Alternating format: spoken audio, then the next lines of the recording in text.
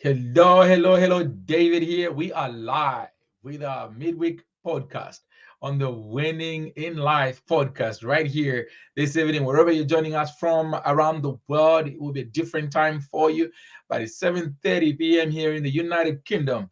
And David is here today to talk about how to repair your credit score. So you may be wondering why you can't get access to certain services in the financial sector, or why certain things are denied to you, or maybe how you can sort out your credit so you can maybe buy a property. This is the program for you, and I'm really looking forward to tonight. I'm excited. I cannot wait. We are live on all our platforms, but not only that, we are now on all music and audio and podcast platforms. So feel free to look us up, look this podcast up on any of these platforms, and you will be glad that you signed up, subscribed, tuned in, because we are giving out answers every week that are designed to change your life forever in this year of plenty, and you don't want to be left behind. I'm looking forward to getting as many of you with me as possible all the way to the very top. So tonight we are dealing with repairing your credit, or how to repair your credit score. And I am excited because this is going to be good. So wherever you are, come on, guys, come on in, join us, and let's do this together. This is going to be good. Our Grace Church Global Family, welcome, guys, and all our friends from around the world: Zambia, South Africa, Kenya, Tanzania, wherever you're joining us from. Listen, Nigeria, the United States, Australia. Come on in and let's do this together. So share the link, be a blessing to somebody else as we dig in into tonight's session. We're talking about how to repair your credit score and also get out of debt. While you do that, you're getting out of debt. And I do know that having no credit score at all is probably even much better than even just repairing your credit score. But it just means, you can just do life on your own without needing to have access to any borrowing or any access to any money that anybody can give you. But for tonight's purposes, we're going to be dealing with just how to repair your credit score. And so, because we will be broadcasting this on all our podcast channels, who cannot see what we are putting up visually on the screen, I will try to spell out everything so that even our audio listeners can keep up and follow with us. So let's kick it off straight away. And instead of waiting for everybody, we just go for it. So let's start off with what is a credit score. So when we say credit score, what are we talking about? What is a credit score? And before we can answer that question, I'd like to mention to you, because I'm based in England, that up to about 8.3 million people in the UK at the moment are unable to pay off their debts or their household bills, according to a report that came recently from the National Audit Office. That means that there are a lot of people out there who are struggling with debt, and the cost of living has gone extremely higher. And a lot of people have credit card debts, struggling with mortgage payments and stuff like that. And obviously, all these struggles to pay off things like that do ultimately affect your credit score. Things like late payments and stuff like that, which we'll get into in the moment, but we will dig into momentarily. But at the moment, in fact, at the very top of debt in the UK are mortgage debts, and then followed by credit cards. And so there are other forms of debt that we're going to look at today before we finish. But these are at the very top, the very highest forms of debt around the UK. And so there can be a lot of panic out there as to maybe you feel like you might not get out, or you feel like you've messed up too much. But fret not, because the answers are going out starting right now. And I will be glad to help you and point you in the right direction or in the right place. So what is a credit score? What do we mean by that? Your credit score, as it says on my screen, is an indication of your credit behavior. Okay, this is what shows how likely you are to pay back borrowed funds on time based on the information from your credit reports. So your credit score, also known as a credit rating, plays a big role in your financial well-being. That is why checking it and understanding it and the factors that affect it becomes really critical, because your credit score or rating can have an impact on most of your financial life, or being accepted for credit. Some of you might want to buy property, or even just maybe a phone contract, and other things that you might want to do. And so the first thing we need to do is, let's see if we can define what it is. And it is literally a point where you get to have your behavior predicted based on how you have managed credit in the past, lenders can decide whether you are borrowing from them, basically, whether it's a car you want to buy or a house or whatever it is. And that is what a credit score potentially is, or not potentially, but really is. And so let's see if we can move it along. I'll have some slides for you on the screen, but I'll read it out for our audio listeners so they can know what we are all looking at. And so now that we know what a credit score is, number two, let's look at how to know your score. How do you know your score? I'm going to touch about 7 points tonight. But number two, how do you know your score? Very simple with that one. You can check your score by literally looking at reputable credit score agencies. Also, for some of you, on your mobile app, your banking app. Some of your banks have an integrated credit score system in there. But if you're looking to maybe borrow money to buy a house or get a mortgage, you probably want a credit score or credit rating or report that also utilizes companies like Equifax and Experian, because these are the two main companies that most mortgage lenders in the UK, if you're based in the UK, use. Now, I know that we have a global audience, so depending on where you're watching us from, I'm sure there is a different agency or body that is often used to check your score where you are. And you might want to make sure that you're checking the score on those platforms, because they're the ones that your lenders are using or are looking at. Then that way, at least you're looking at the same thing, because you don't want to be surprised. You think you've checked your score and it's great, but your mortgage lender or would-be mortgage lender has checked a different score and it looks totally different from what you looked at, and you find surprises. So you don't want to do that. Now, as we progress, I must point out that if your credit score is not good right now, maybe you're under 400 or under 5 and you're not doing very well, because most mortgage lenders will look at you if you have anything close to 600 or something like that, even though you've had adverse credit before. They will look at how you're doing right now, and I will go into that as we go before we finish today in the next 21 minutes or so that we have left. I try to keep this up to half an hour. And so you will find that every month your credit score will change. So what I want to say to you is I want to encourage you, don't be discouraged. Don't feel like it's the end of the world. Your score can change. That means there is hope for somebody out there. You can change your credit rating quite quickly. You can turn it around. Okay, now obviously there are certain things like CCJs that we will look at very briefly that stay on your file for some 6 years if you're in the United Kingdom. If you're in America, I believe it's about 7 years. So depending on where you are in the world, how long it stays on your file. But most of the things I'm going to talk about that you can pretty much turn around quite quickly. So for instance, you're looking to buy property and your credit score is not good. You got stuff on your credit score. You can work on this, turn it around.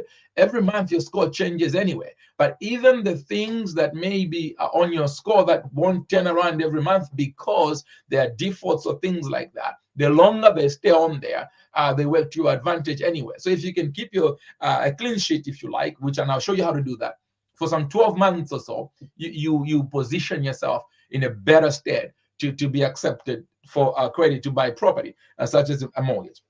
But let's see if we can move this along, and I hope this is helping somebody out there. I hope this is useful. I put this diet together in 24 Plenty in order to make sure as many of you as possible come with me all the way to the top. So let's look at number 3 lesson for today. Number 3, we're going to look at very briefly the effects of a bad credit score. So what's the big deal, David? Why should I worry or bother about a good credit score? I mean, I can just pray or whatever, whatever you want to do. But a bad credit score will do a lot of things. But I've listed 3 top things that I believe will affect your credit, your life financially more than other things. Number 1 is that every time you go to try to get credit, whether it's a mortgage or anything else, or you want to buy a car, you will always be given higher interest rates because of a bad credit score. So while others are borrowing or getting things at a lower rate, now why are you encouraging us to go borrow? We're going to get to that.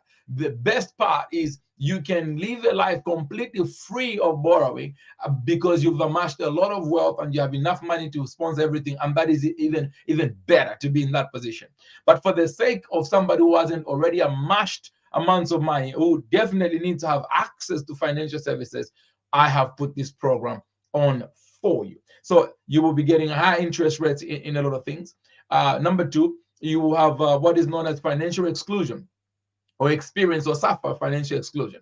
What that means is you might want to get something, but you won't get it. Every time you think of doing something, advancing your life, you will be denied. You will be rejected access to a lot of financial products on the market because of your adverse credit score. Number three, final one I've put there is adverse mental health. I don't know about you, but I sleep better when my bills are paid. And when I don't have somebody chasing me or knocking at my door at 6 a.m. in the morning because the bailiff wants to get my stuff. And so, without a doubt, if you can sort out your score and sort out whatever it is that you owe, it will improve your mental health. I believe that you will have better peace of mind moving forward with your life. Okay, let's see if we can move on to number 4 lesson for today. What gives you bad credit? So, David, okay, so you're saying having good credit is good for me. How can I find out how to improve my credit? Before I tell you how to improve your credit, let's talk about how you got it bad in the first place, or if you haven't done so, how you can get it bad. Now, for those of you that are watching me and you are young people and you haven't messed up yet, this is good because you can do this right the first time around. But if you've already messed up, that's okay. Fear not, you can get it sorted and fix the mess moving forward. So I've put, this is not conclusive, I've put a few points there on your screen there that would show you some of the things and practices and behaviors that cause your credit rating or credit score to become bad. Okay, so for those of you that are listening to us by podcast and audio, I'll read them out to you so that you can follow with us. This might sound bizarre to you, but having no credit history is not good for you. In other words, you've never borrowed, you don't borrow, but you want to borrow. Now, you don't have to borrow if you have the funds. Like I said, you've worked hard, you've amassed the funds, and you've got the money. Don't worry about borrowing. But if you're in a place where you want to have access to finance, then you do need to have a form of history of borrowing. There are a lot of cards out there, even something like a credit card, and I will deal with that so that it's not irresponsible. I don't just want you to go sign up for credit cards and then mess your credit even further. We're gonna be responsible and show exactly how to do that responsibly. Now, if you have not borrowed anything at all, even if you have enough in your bank account, you are considered a risk because you have never showed the ability to be able to borrow, manage it, and pay it back. So having no credit history is actually not good for you, believe it or not. So you want to make sure you have something small that you borrowed that you can stay on top of and pay back on time and in time every time over a period of time. That increases your credit score. So I'm already giving the answers of how to increase it. Really, if you turn around the reasons why you got in trouble in the first place. And number 2 there, as you can see, late payments. If you are having late payments, say for instance, you have a credit card, you're always doing late payments. I always say, put your minimum on a direct debit, your minimum payments on a direct debit. That way you will never be miss a payment and you'll never be late for your payment. So late payments will affect you adversely. Obviously, pay more on your card than just the minimum, but make sure at least the minimum is on a direct debit. And that way you will never have a late payment ever. However, if you want to pay 0 or very little interest, you want to make sure that every month you are paying off, if it's on a credit card, whatever you borrowed in that cycle, and then you will literally pay 0 credit. It doesn't even matter how high or low the APR is.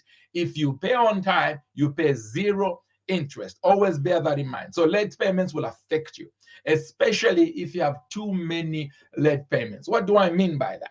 So sometimes you might have 5 credit cards, for instance. Let's use that as an example. And on all 5 of them, you have late payments or missed payments, which is the next one on your list there.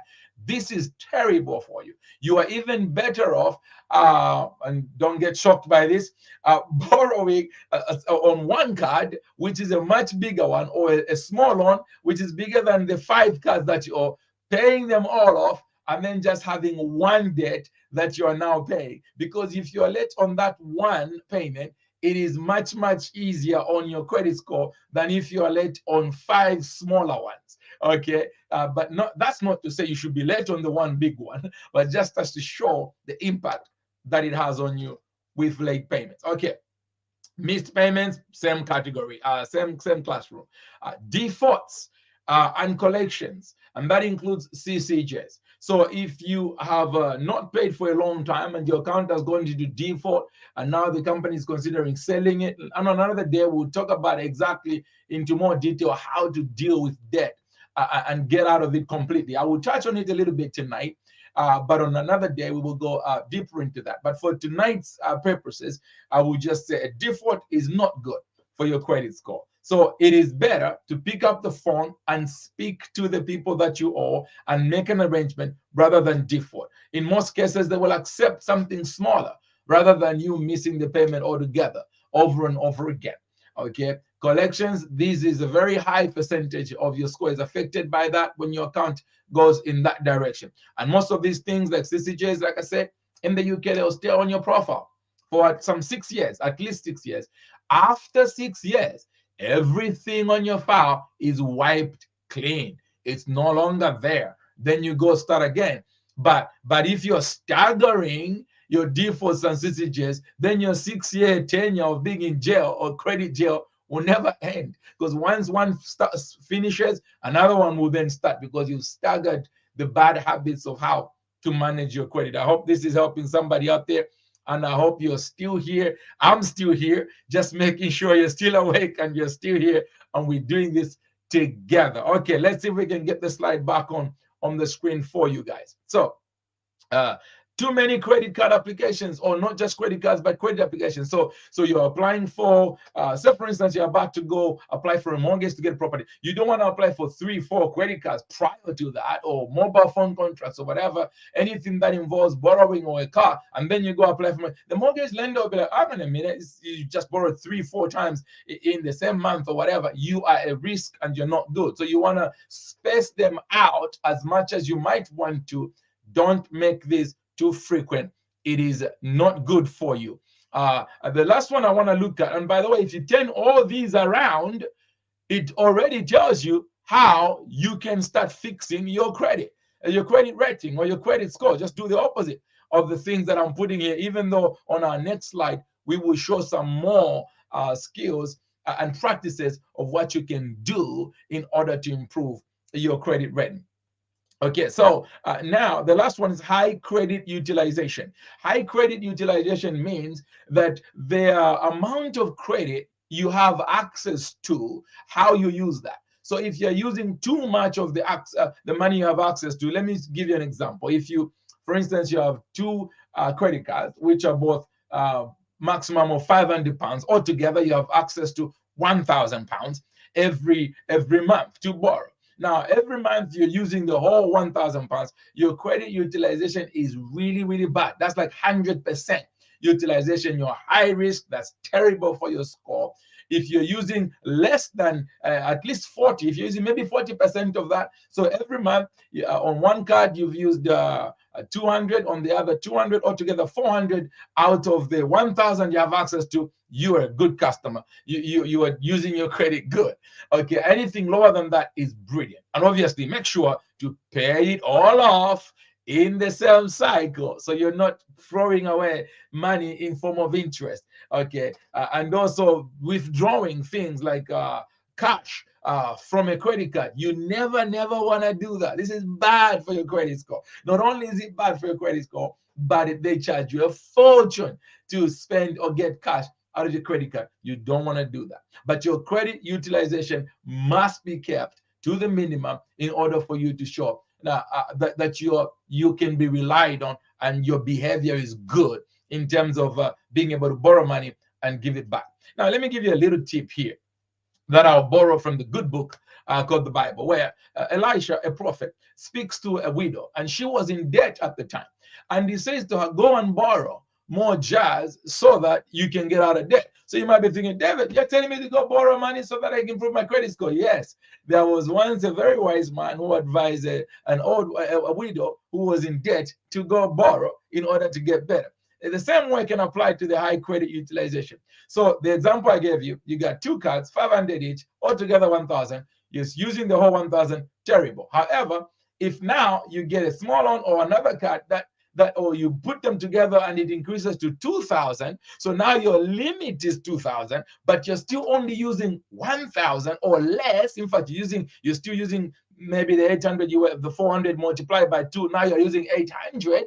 You're under the 40% that you need to make sure that your credit utilization is good. So yes, you've increased your debt, but you've actually fixed and repaired your credit rating or your credit score, because you're not maximizing every credit that is available to you. I hope that is making sense to you, which is what it means to borrow wisely. But we'll do that on another day. Let's see if we can move this along. I hope you're still awake and you're still here. Okay. So number 5, I believe, number 5, how to fix your credit score.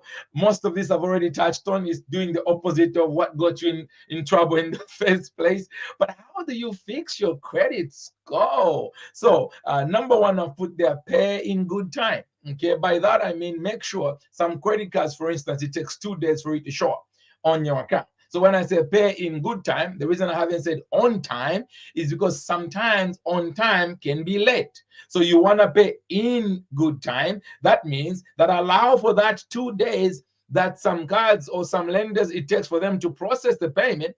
And if it's going to take that long, you might be late. And then you'll be charged interest for that. And you don't want to do that. So what I say is pay in good time. Don't pay on time, pay in good time. And once you pay, you still have access to that money on that card. You've bought yourself another month. You can leave to fight another day. However, if you are late, you know what happens to your credit score. We've already talked about that. The number 2 thing you can do is negotiate your debts. Do not ignore them. Do not blank them. Do not hide your head under the sand or under the bed. Just because you ignore the letters, just because you ignore the debt, doesn't mean it has gone away. Been there, done that, got the t-shirt. I remember there was a time I amassed a lot of debt in tickets, traffic tickets, like parking tickets and some speeding fines. I was doing a lot of work up and down London. And just the rules change all the time in London. The same road that was 40 before, when you go back there, it might be reduced to 20. These days, they even have 15. And that's like crawling. And before you drive a sports car, before you know, you step on it and the thing is gone. And so I picked up a few tickets and I ignored some of them, and I thought I'd deal with it later. In the days when I didn't know better, they accumulated. I think I accumulated up to £3,000 worth of just driving related, debt. And I've learned the hard way. So don't be me, okay? Take my example and learn from it. So while experience is a good teacher, okay, it doesn't have to be your own experience. It can be somebody else's. So take my experience and learn from it. So negotiate your debts. Don't hide. Don't run away. Pick up the phone. Talk to them. Face them. They want to talk to you. Talk about what you can afford to pay rather than running away from it. Dispute. Number 3, dispute and remove errors. You'll be amazed.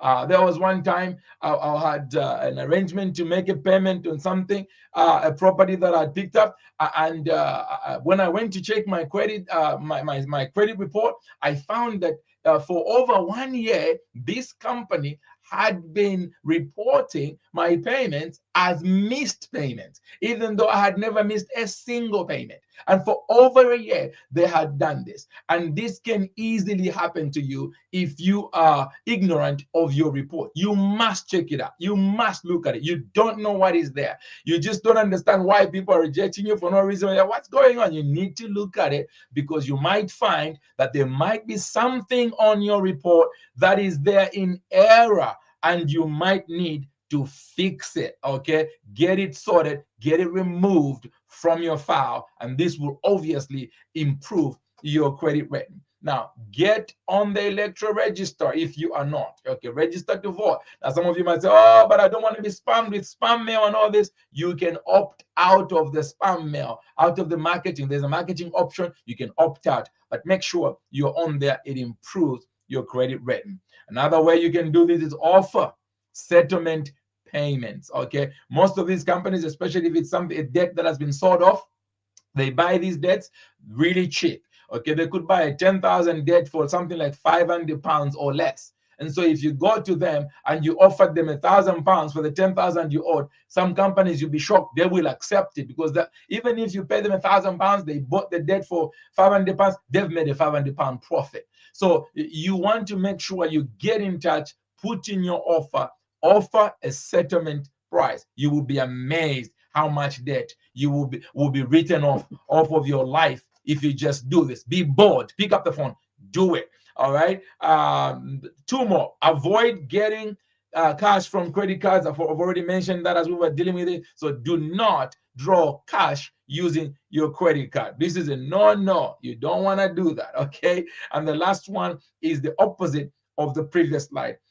Better credit utilization will improve your credit report. What do I mean by that, David? What do you mean by that? Use at least up to 40, no more than 50%. 40%, make it your maximum of how much credit you have access to. If you use that, you are doing really well. If you're finding that you are needing to use more than that percentage, going towards 100%, then you know what you need to do. One, you might need to cut back on your expenses. Maybe you're living beyond your means. Or number two, you might want to borrow a little bit more, like that widow, get a few more jars so that you can raise your threshold of borrowing, but keep your borrowing minimum. That reduces your credit utilization. I really hope this is helping somebody. And something that is not on your list there, but I'd like to add before I move to the next slide, we only have two more to do tonight. I want to keep these to half an hour, is that you should always try to use eligibility checkers before applying for anything. Being rejected for credit is terrible for your credit score. Okay, so what you want to do is, before you apply for anything, whether it's a mortgage, whether it is a car that you want to buy, or a new credit card, or whatever it is, because you do need some credit anyway to increase your credit score, you want to make sure you use eligibility checkers. Most companies will have this in place. Even your bank has this in place. Before you put in the actual official application, check if you're eligible first. It will tell you if they are likely to give it to you or not. If they are likely to say no, don't even try, don't even bother. You're just damaging your credit further. You just want to stay away from it until you're in a position where they can say, yeah, we might be able to say yes to that. Most likely we could say yes to that. If you hear that, now you have a kind of a green light to go ahead and put that in, and it will not damage your score. I really hope this is helping somebody. Let's go to number 6 today. How did I jump from 5 to 6? Anyway, maybe it was supposed to be from this is 5 and this is 6. Okay, well, maybe the one I've written 7 is a 6. Okay, there we go. And so the last one I want to share with you is, very quickly, you need to understand priority debt and priority bills versus non-priority debt and non-priority bills. Understand the difference between your priority debt and priority bills versus your non-priority debt and priority bills. Most likely, you might be in trouble to pay off a few things, and you're stressed out and you're not sleeping because you have some things that you need to pay off. But some of these things need not keep you awake at night, even though you still need to pay them off, because obviously you did borrow. But you must understand there's a difference. Okay, so what falls under the category of priority bills? So these are things like rent, your mortgage, okay, if you own a property, utility bills, so gas, electricity, your council tax if you live in England. I don't know other countries if they have council tax. Court fines, you don't want to ignore court fines. Things like phone bills, I put that there because it's important for you to be able to communicate. You can't sort out all these things without access to communication. So I've put it on priority bills, because you do need to communicate. These people need to be able to reach you if you're trying to repair your score. But gas, electricity, rent, mortgage, at the very top. So these you want to prioritize. Okay, you want to prioritize and make sure that you are paying this. If you're hoping to get out of debt, you want to prioritize this. Now, there are certain debts that are, or bills, that are not at the top of that list. Okay, so things like unsecured loans. Yes, you owe the money, but it is not a priority debt. So it is not at the top of the list, but it should still be on your list. Things like credit card bills. Yes, they are debt, but not a priority debt. You won't sleep outside because of a credit card. They won't cut off your gas or electricity because of a credit card. So if you understand the difference between a priority bill and a non-priority bill. Store cards, you like shopping and you get a store card. Not a priority bill, but still a debt or a bill. Parking tickets, not priority, but it will still affect you. Okay, it will affect your score, it will affect your rating, because all these people are busy reporting your behavior to credit agencies that put data together.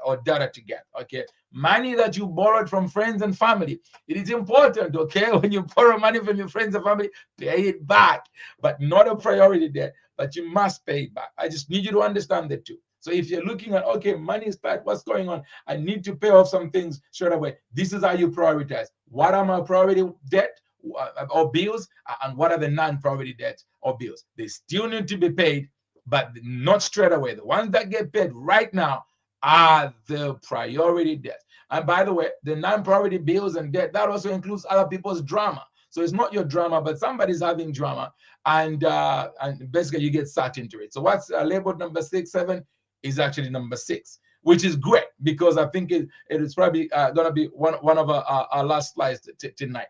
And so essentially what I came to tell you tonight is that your credit score will affect your life and your financial access, if you like, access to financial services in whatever country you live.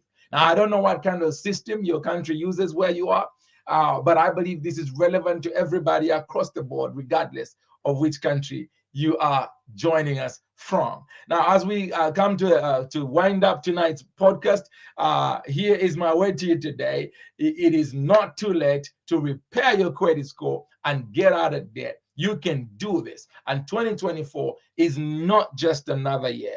It is your year, and you will be able to do this if you put to practice all the tools that are going out every week without fail. Regardless of how many people tune in, I'm going to be here, and I'm going to be bringing a podcast that is designed to get you out of where you are and take you all the way to the very top. I have come to the end of tonight's podcast. Just a couple of quick announcements.